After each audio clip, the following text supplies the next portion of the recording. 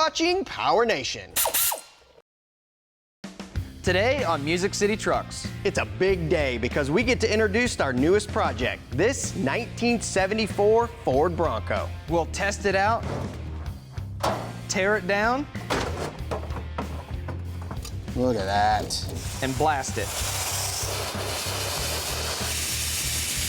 Then we make a plan for our most intense build yet.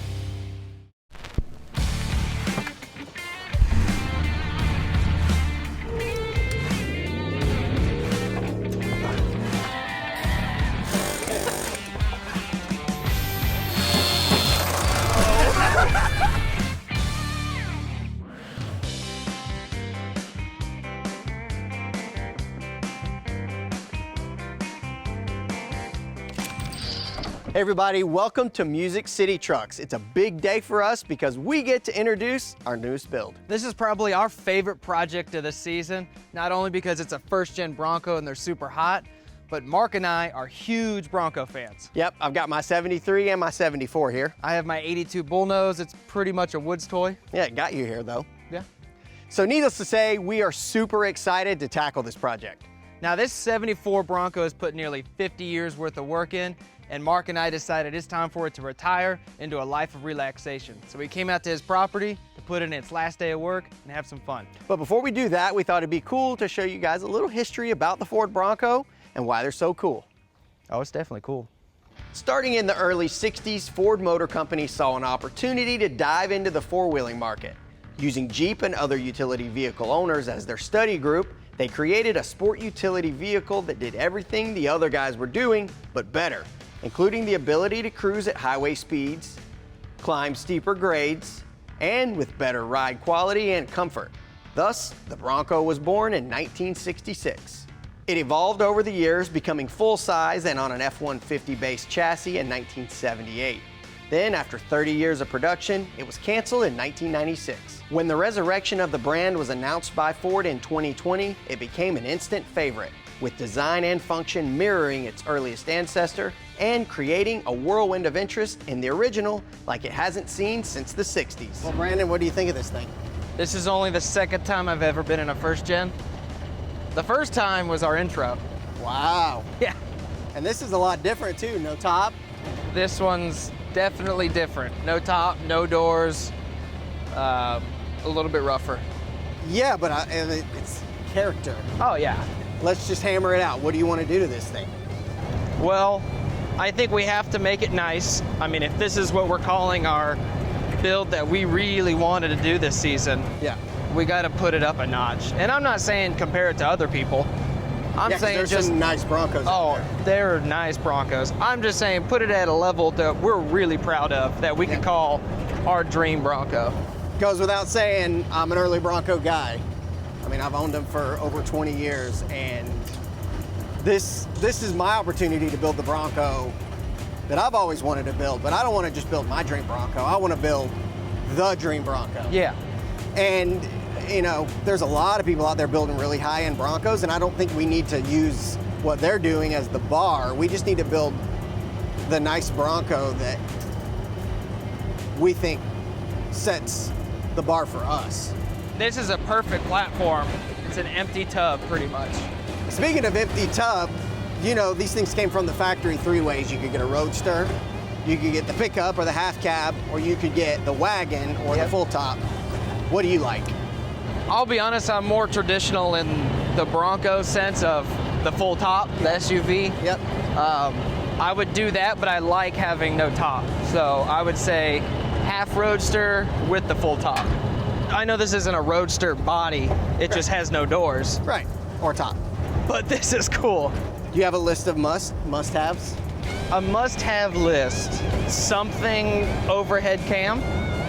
Wow, you're throwing that out there first. Yeah. I just feel like if you're gonna have something to drive or to be a daily, or could be a daily, it's gotta have a modern power plant. Overdrive transmission. Overdrive, nice transfer case. I mean, what are yours? Personally, I'd love to see, I mean, this is just kind of just me being selfish. I want to do what I would do if I was to build my Bronco over again, or if I was to rebuild my Bronco starting today. Yeah. I would buy a chassis. Okay. And I would build the chassis up, ground up, full running drivetrain before I would do anything. You know, I like this, like, two birds with one stone thing, and I appreciate your help. Oh yeah. Well, where I come from, work is fun, so I'm gonna put Brandon to work while we're here. Got a tree I need to cut up, or at least get some logs out of it. Got some fresh gas here for my two-stroke, and I always add a little bit of SeaFoam motor treatment. This stabilizes the fuel, it keeps the fuel system clean, including the carburetor passageways, and it prevents the combustion chamber from any deposit buildups. For every gallon of two-stroke premix, I add 2 ounces of SeaFoam motor treatment. Well, that's just for regular fuel system maintenance. If you have a problem with yours or you're trying to store it over the winter, you could add it directly to the tank. But since I've got mine all dialed in, this is all I need to do.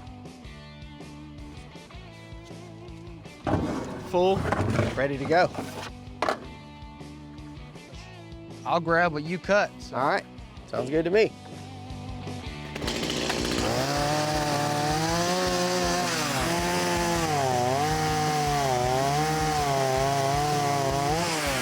Oh yeah. That'll bird. That's a good one. I just want to get this thing back to the studio. Tear into it. Let's build a bucket list Bronco then. Let's do it. Coming up, this isn't the kind of thing you just start throwing parts on. This is gonna be a full build from the ground up. We're back here at the shop with our Bronco project, and let me tell you, this is one of the greatest days of my life. Not only do I get to drive a first-gen Bronco, but we're gonna be able to build one. And Mark and I talked about what our dream build would be, and all of those ideas have a starting point, and that one's this beautiful piece of machinery right here. I don't know if beautiful is the word I would use to describe this thing, but it is cool the way it is. It's more like someone's failed project. This isn't the kind of thing you just start throwing parts on. This is gonna be a full build from the ground up. So we really need to know what we're working with here. There's a lot of things that we can't see. We'll get to that later, but now let's take a look at the things we can see first. At first glance, you notice a lot of the hot ginger metallic still visible on this truck, which is cool. I love that color, and actually a big Gilligan's Island fan, but normally they rust out down here in the bottom of the windshield frame in this corner here on the passenger side as well, but there's no rust coming through here, and that's original paint, so that's a really good sign. Another thing too, on the rocker panels, same thing, they rust from the inside out. Down here at the bottom, they pack mud in there and they just rust away, but there's no rust on the outside on the bottom, but there is on the top of the rockers here. These pinholes are actually rusted through from the outside in, which is kind of surprising and pretty rare. Moving on to the doors here, original paint again, and normally there'd be a rust pocket right here on the lower front of the door. None there, which I'm very surprised by, but the door frames themselves are just rusted out completely. And I think this rust, again, is from the outside in, and the passenger door, it's even worse. Moving on to the quarters. These early Broncos have a two-piece quarter. You've got the upper, which is actually the inner, and then you got the lower, and then there's a seam in between the two. As you can imagine, this is a place that these trucks like to rust. There's some seam sealer here, and there's actually some original factory seam steel still in this one. All original paint. This is actually in really good shape. Brandon, what are you finding? Well, the passenger side rocker's a little worse off than the driver's side. The top's actually all the way through up here. But what concerns me is the new sheet metal that's been placed in here. At first glance, it looks okay, but it's just new sheet metal welded right to the rust, and that's a huge no-no in the industry. I mean, you might as well not replace any metal at all.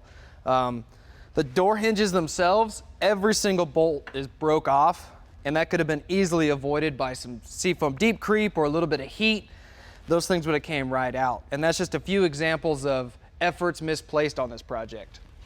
Well, Brandon and I both said we wanted a full top on our Bronco, and thankfully we've got one that came with the one we bought, and it's in original condition. Still got some Wimbledon white here, mostly worn off on the top, surface rust. It does have some dents all over and some pretty heavy rust here under the drip rail, which is pretty common, but it's repairable. Now, we're not sure what we're gonna do about sheet metal just yet, so for now, we're gonna hang on to this one. Now, under the hood, is a 302 V8, which actually runs really well. The previous owner did a tune-up on it, and we didn't have a hiccup out of it all day. But that's where all the nice stuff stops. This inner apron on the passenger side has been crushed before. It's all wrinkled, and this back's all rusted out and booger welded.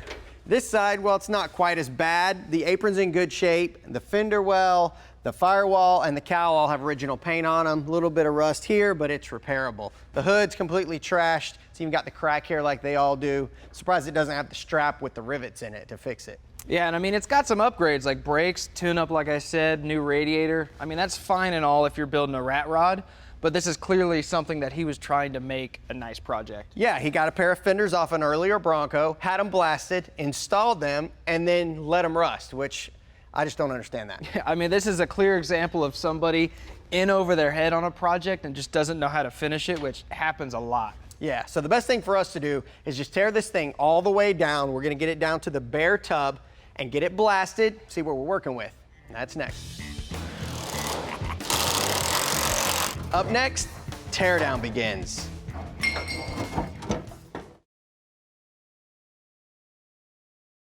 Well, we've got our Bronco lined up with the lift here because real soon we're gonna roll this thing forward and lift the body and split it off of the frame, probably for the first time in this vehicle's life. But before we do that, we've got a bunch of stuff that needs to get unbolted off of here. I mean, practically gonna destroy this thing. Weapon of choice? Perfect. We're starting with the obvious, which is all the bolt-on sheet metal. Well, good thing it's missing some parts. These bolts weren't even in anything. They were just sitting in there. Oh, it's gonna fold in half. Save these shims. Yeah. That's valuable. The botchery. The craftsmanship and skill to do a damage repair like this is, one day I hope to get to that level. That piece helicoptered into my thumb and almost broke it. Let me help you out. Give me a croissant wrench. Let me help you out with that. Chanel locks. Really, it's just some trim and some wiring, shift linkage, steering column, radiator. It could be a Seats. free-for-all. All right, this is the perfect spot where you want to use some deep creep or any type of lubrication to get these bolts unstuck. These are actually captured nuts on the inside of this taillight housing, and these will definitely break off. You can see all the corrosion. So I'm just gonna spray inside the taillight and get all those bolts started on getting lubricated, and I'll come back to these in a little bit. Deep creep to the rescue. Oh. Thought that was gonna break. Here, let me help you. Yeah, we're gonna need two people. Both of you still have a bolt in over there. In these? Yeah, you gotta take those Yeah, out. that's what I was asking earlier. I couldn't Yeah, remember. you gotta take them out. What Mark's talking about is the design of the tailgate. It's not a typical truck tailgate that can be removed by partially opening it. The hinges have to be unbolted completely and removed with the tailgate. Wire. There you go. Not anymore.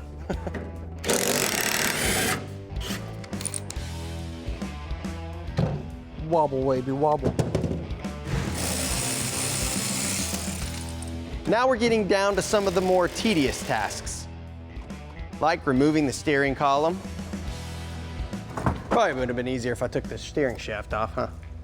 The shifters. Windshield wiper assembly. Okay. Still a bunch of stuff attached to it, but... And of course the dash. Fine. Look at that. You got it? Yep. But wait, there's more.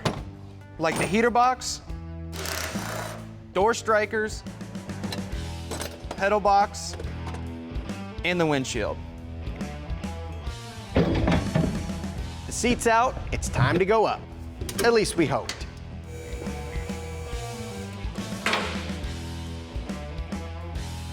Okay, the front mounts are actually stuck in the frame. The bushing's actually not letting the bolt come out. The nut's gone off the bottom, but they're seized, so we're gonna get the liquid torch out and get them unstuck.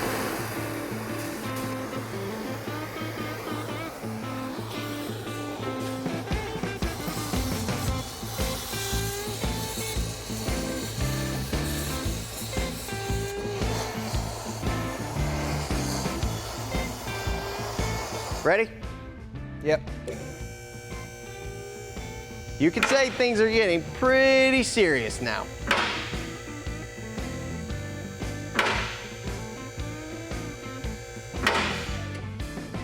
I'm fine. Keep on going if you want to. Make sure it's not too.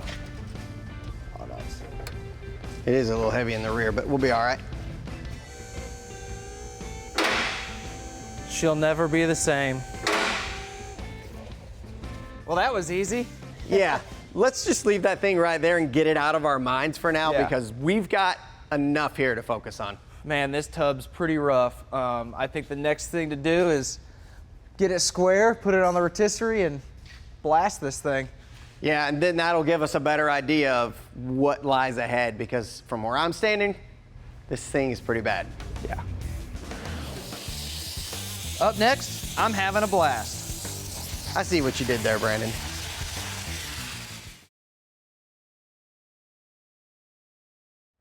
Well, we're outside with the Bronco on the rotisserie. We got the tub all braced up so it doesn't move on us, but we did have to cut the front clip off because of all the rust and the damage on the passenger side.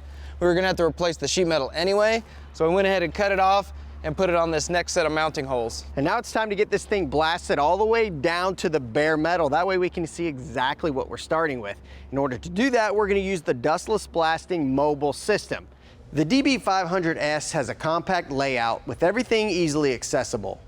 Their contractor support is tremendous with online and phone technical support. And this unit even fits in a standard garage for those who work at home. Now, I drew the short straw. Brandon gets to stay out here and do this, enjoy this beautiful weather, but I've got something up my sleeve inside that just showed up. I'm gonna get it unwrapped. You'll see it later. Soaking up the sunshine.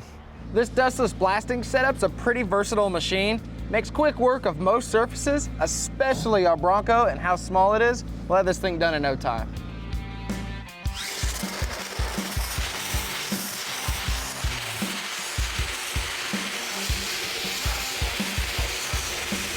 There are basically three main reasons why we blast. One, to remove unwanted material like paint, seam sealer, and body filler. Two, to reveal body damage and remove rust. And three, to have a good base to prep for either paint or welding.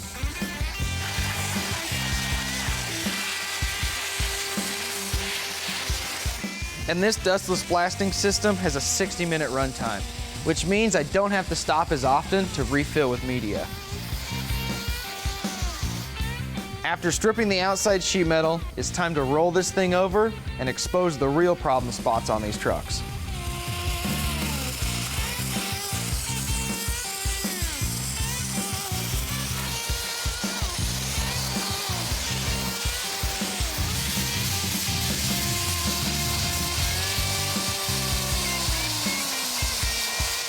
Every panel I've hit is straight Swiss cheese. Look at the floor.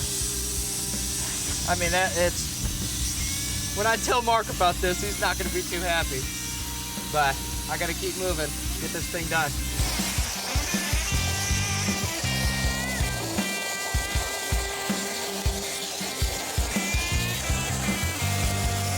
The more material I strip off this truck, the less that is left, which is really concerning.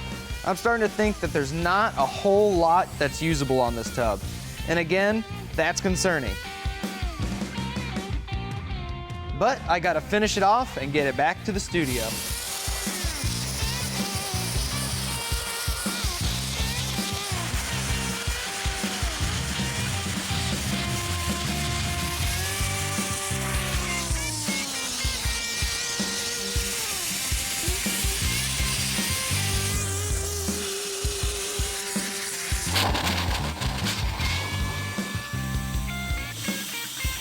This is blasted.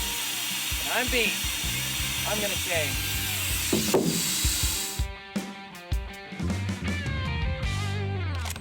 Well, Brandon, I'm gonna give you my seal of approval on your Dustless blasting job you did on this thing, but unfortunately, it revealed what we feared the most, and that was more rust than we had originally anticipated, but that's why you blast, right? Yeah, this body's extremely rough. Now, anything's rebuildable, but with so few parts that are good that's left on this thing, it just doesn't make any sense to tear it apart and put it back together, especially when new parts are readily available and super cheap. So I say ditch this tub of Swiss cheese and move on to something else. Yeah, so that means we're gonna be building our own tub, basically from a Bronco in a box. And we're gonna start with everything that you see here on the floor that we got from Dennis Carpenter. Now we already had all the outer sheet metal because we knew we were replacing that, and some of the inner structure because we suspected that was bad as well, like the floor, core support, and rockers. But now that we're gonna build a whole tub, we actually don't have all the pieces we need. Yeah, there's some things that are conspicuously missing here. The firewall, all the pieces to build the cowl, the rear wheel tubs, and a bunch of bracing. But we've got that stuff on order and it's coming. So why do we care so much about building such a nice Bronco? SeaFoam's been a great partner of ours here at PowerNation for a long time, and we've done some really cool builds over the years, but now it's time to take it to the next level. So we're building our dream Bronco, and the folks at SeaFoam are helping make that happen, and here's how. We're excited to call this project the Beach Cruiser Bronco. It's going to be the perfect blend of classic styling and modern technology that will be able to cruise the beach, scream down the interstate, and everything in between. And the coolest part is, when it's all done, it's going to auction with the proceeds going to SeaFoam's charity of choice, Warrior's Heart. So you guys need to come back and watch us build this Bronco literally from the ground up. If you can't get enough of our Bronco, go to PowerNationTV.com and check out our Beach Cruiser Bronco project page. We have current build status, before and after pics, links to parts used, and all the episodes right there on one page.